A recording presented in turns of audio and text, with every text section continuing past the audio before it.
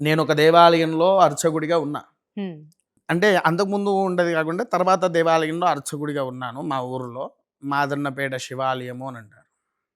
ఆ మాదన్నపేట శివాలయంలో ఈ గురుగారు మహా స్ట్రిక్ట్ అండి. ఎవరైనా సరే చాలా సాంప్రదాయంతో దేవాలయానికి రావాలి అని చెప్పేసేసి ఆయన ఖచ్చితమైన నియమాలుంటాయి వారియి అని ఆ దేవాలయం కట్టించిన ఆయనతో కూడా చెప్పడదే. ఆయన మరీ నాకు ఫోన్ చేసి పిలిపించుకొని, "అయ్యా! మీరు చెయ్యండి" అని అన్నారు. నెల రోజులు చేశారు అదండి. హ్మ్. నెల రోజులు. నెల కరెక్ట్‌గా 31 రోజుకి శివరాత్రి. ఆ చుట్టుపక్కల ఉండే కౌన్సిలర్‌లు ఫైంటు షర్ట్ మీద వచ్చారు. హ్మ్. "నేను అభిషేకం చేసుకుంటున్నాను. ఫైంట్ మీద ఉన్నావు. షర్ట్ మీద ఉన్నావు. వెళ్ళు. పంచ కట్టుకొని రా. నేను లోపలికి పంపిస్తా. హ్మ్. అభిషేకం చేసుకుందువు. కానీ డ్రెస్సుల మీద వస్తా" అంటే, "నేను రాజకీయవేత్తను. అన్నారా? నేనొక కౌన్సిలర్‌ని. నువ్వు నన్ను పంపియవా?"